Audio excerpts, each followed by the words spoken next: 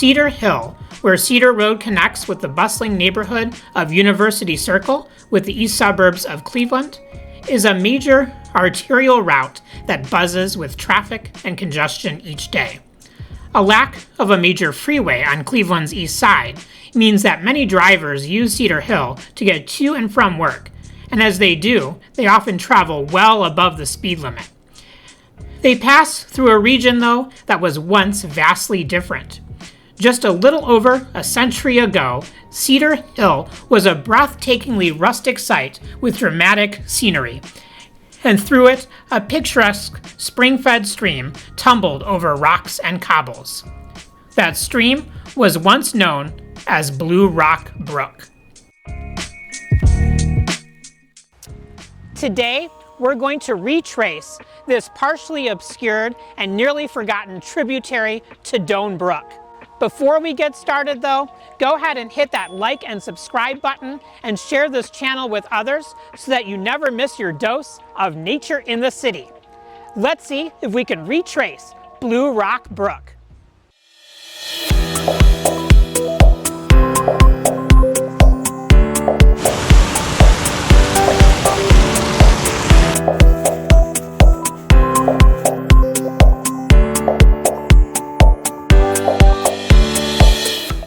Blue Rock Brook was once one of the largest tributaries to Doan Brook. Its headwaters were in two branches on the Appalachian Plateau in the historic Euclid Gulf allotment, southeast of the Fairmount Cedar Business District. The north branch of the stream likely started near the intersection of present-day Cedar and Coventry, while the south branch likely started near the present-day intersection of Fairmount and Coventry. Historic maps give us a clue to the stream's former route, but so much change and urbanization over the years makes it difficult to discern exactly where the stream's beginning channels flowed. The north branch flowed northwest along present-day Kent Road and onto Euclid Heights Boulevard.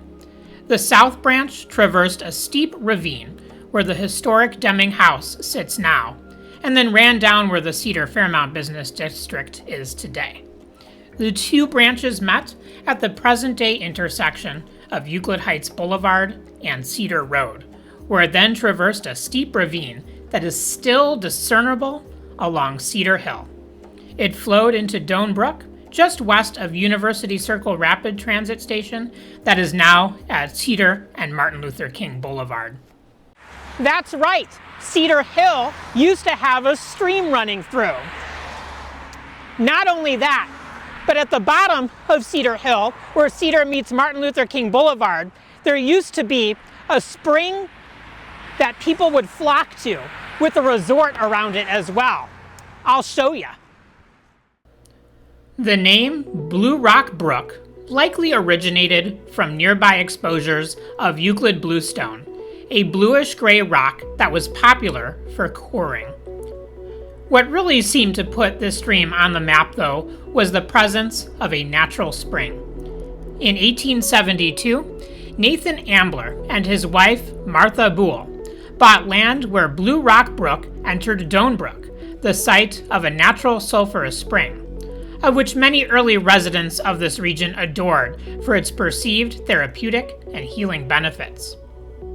The Ambler family eventually worked with a local business entrepreneur to develop the Blue Rock Mineral Springs Resort, a rural hydrothermal escape for the quickly growing city of Cleveland, which opened in 1880.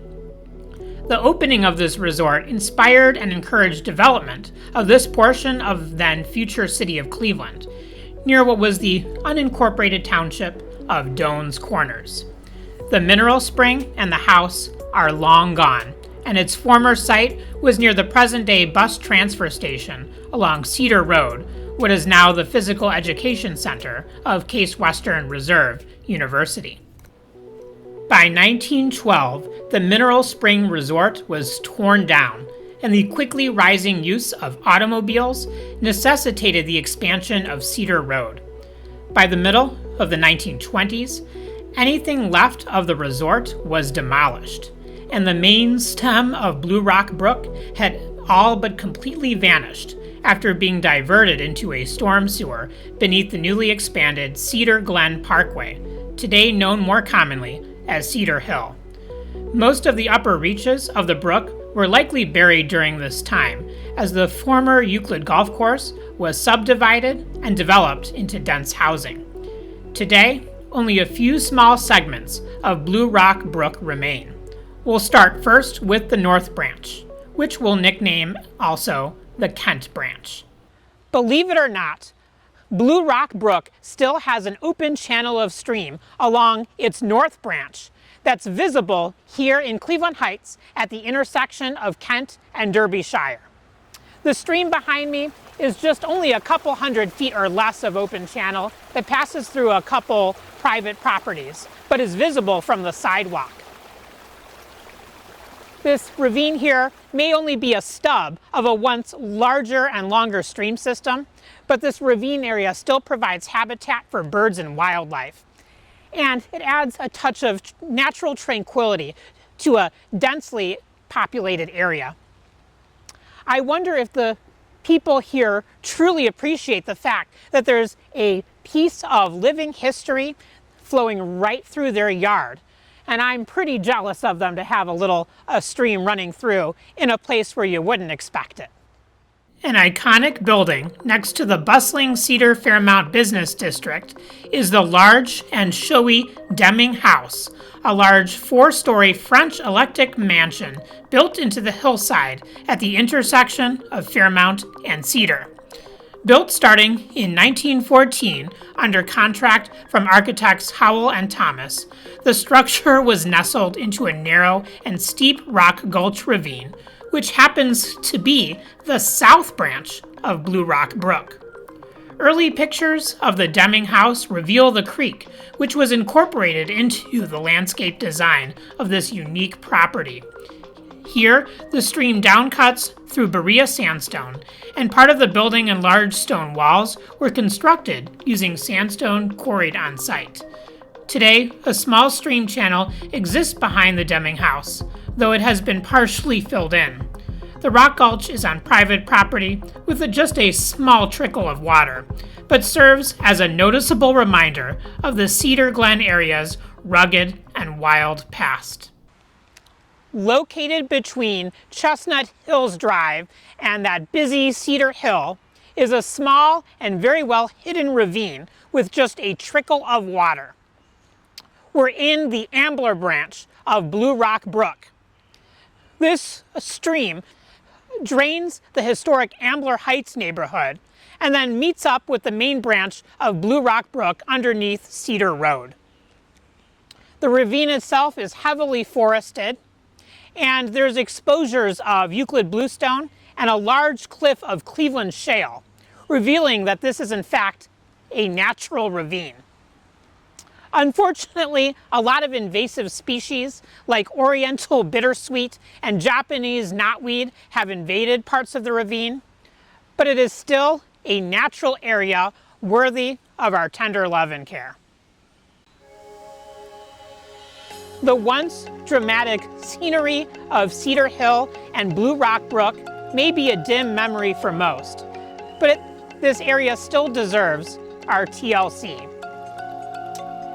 These wooded ravines and other places provide important habitat for birds and wildlife, and it adds natural beauty to our community. However, there's also problems like trash and debris, invasive species, and air pollution from nearby traffic that needs to be addressed. With just a little bit of creativity though, we can replan our community to incorporate elements of Blue Rock Brook. And although we may not be able to bring back the stream itself, we can bring back some of those ecosystem services that benefit both people and wildlife and make our community healthier and safe for all.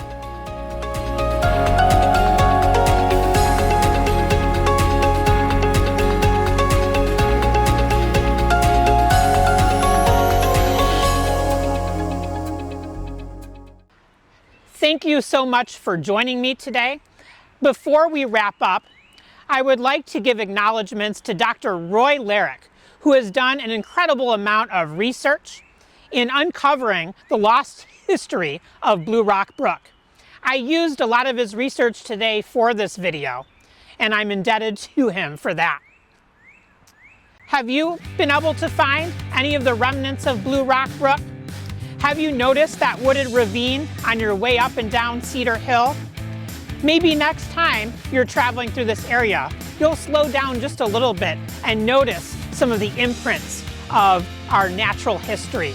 My name is Alex, and from the Doan Brook watershed, I'm your CLE Urban Naturalist.